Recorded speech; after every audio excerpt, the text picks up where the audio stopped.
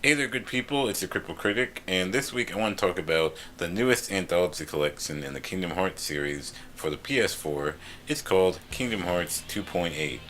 Now, I've spoken before about the Kingdom Hearts series in another video, and again, I do plan on talking in detail about my thoughts on the series another time. For now, I'll try and give the best description I can of this very complicated series. Kingdom Hearts takes place in a world where Disney characters and Square Enix characters coexist. You play as different heroes who wield legendary weapons called Keyblades in order to fight the forces of darkness and save the universe. I'm honestly a fair weather fan of the series. I played the first game 15 years ago when I was 12 years old, and I loved it. I was a huge fan of the series, I was obsessed. But I'm a lot older now, and it's no secret that the Kingdom Hearts series was marketed to younger audiences. Still, the gameplay has always been fun, and the Disney world to explore have a big appeal for any fan of older Disney movies. Sadly, the Kingdom Hearts series has become nothing but spin-offs and prequels. There hasn't been a true sequel that progressed the story in over 10 years. But after they finally announced Kingdom Hearts 3, my curiosity was piqued. All of those nostalgic feelings came creeping back. But to go into what this game that I'm reviewing is, it's Kingdom Hearts 2.8, and it's an HD collection of sorts, including a remastered version of Kingdom Hearts Dream Drop Distance, originally on the 3DS, and Kingdom Hearts Back Cover, which is essentially a 3-hour cinematic cutscene about the events leading up to the Keyblade War. However, I'm only going to focus on the third title in the anthology series. It's called Kingdom Hearts A Fragmentary Passage. This is technically a sequel to the PSP exclusive game Kingdom Hearts Birth by Sleep, but it also has a story leading up to the third game in the series. A Fragmentary Passage is a full-fledged game with brand new gameplay elements, new worlds, and the first game in the series to run on the Unreal Engine 4. This game is basically a tech demo for Kingdom Hearts 3, or it will at least look and play similarly.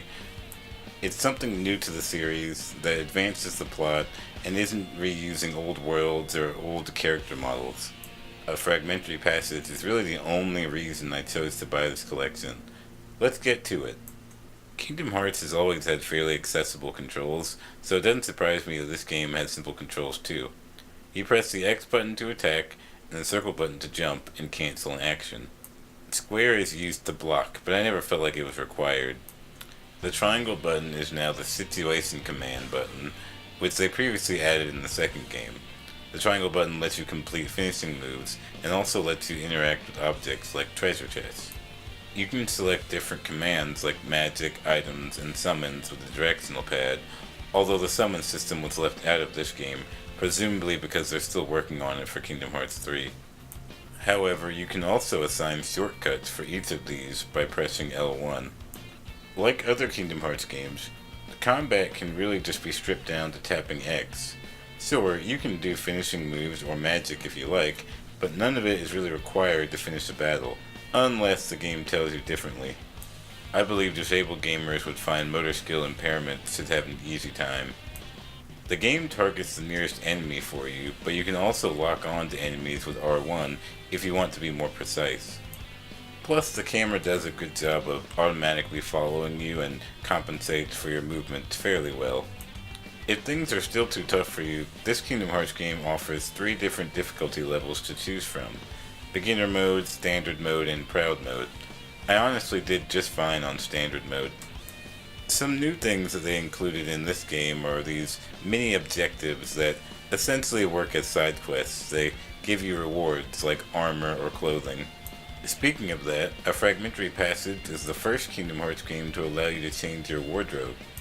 Now, the armor and clothing are purely cosmetic, but doing the side quests, which are completely optional, I noticed it gave me an incentive to do things I normally wouldn't do in a Kingdom Hearts game, like doing more exploring or using more magic. I can't tell you the last time I've had this much fun running around the Kingdom Hearts world, exploring it without having much of a reason to. Visually speaking, the game is very bright, and it's pretty hard to get lost. Objects are easy to see or clearly labeled, and knowing the color of things isn't required, so colorblind players won't have a problem. disabled gamers with hearing impairments are in luck, because this Kingdom Hearts game has large subtitles with bright white font. The soundtrack is nice, moody, and subdued compared to the other titles in the series, probably because Aqua's story is a little darker and more serious than other games in the series. But deaf players won't need to know what the music sounds like in order to enjoy the game. I guess they might miss out on this awesome new remix theme song sung by the epic Utada Hikaru. Yeah, it's all coming back to me. When you walk away, you don't hear me say, please, oh baby, don't go, simple and clean is the way that you're making me feel tonight. It's hard to let it go.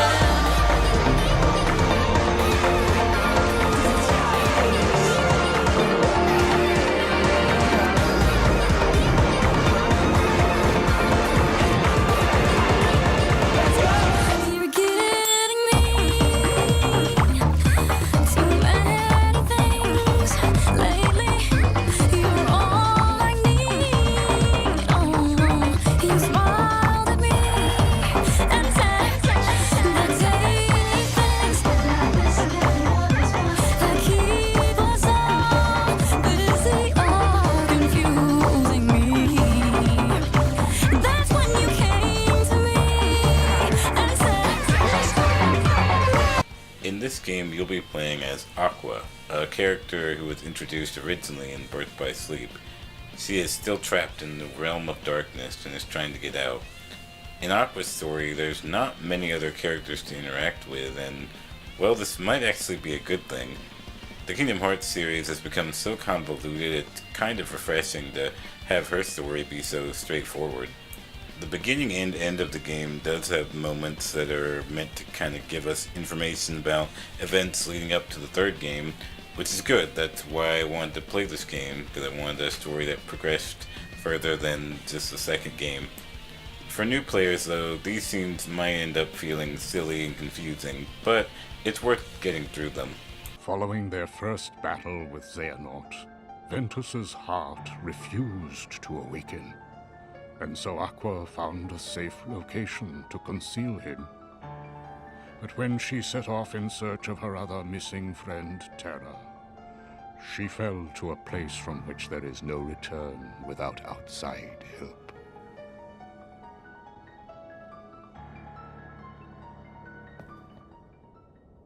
I saw her in the realm of darkness. Kingdom Hearts 2.8 was so much more fun than I expected. It reminded me why I loved the series to begin with. There was also a lot more to this game than I realized. Like I said, I thought it was going to be a tech demo for Kingdom Hearts 3, but it took me over 8 hours to beat, and that's not including the side quests. If you want more though, you can always play a Dream Drop Distance, which is included in this collection. The game basically plays the same way, and it clocks in well over 50 hours.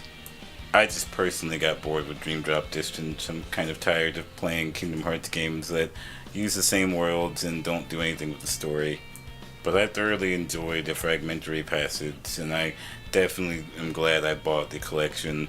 I just wish they'd hurry up with getting Kingdom Hearts 3 out. I don't think I'm the only one. Alright guys, I appreciate you watching, and let me know in the comments what you think of the Kingdom Hearts series, or what you're expecting to see as far as Disney Worlds in the next game. Thanks for watching, and I will see you later.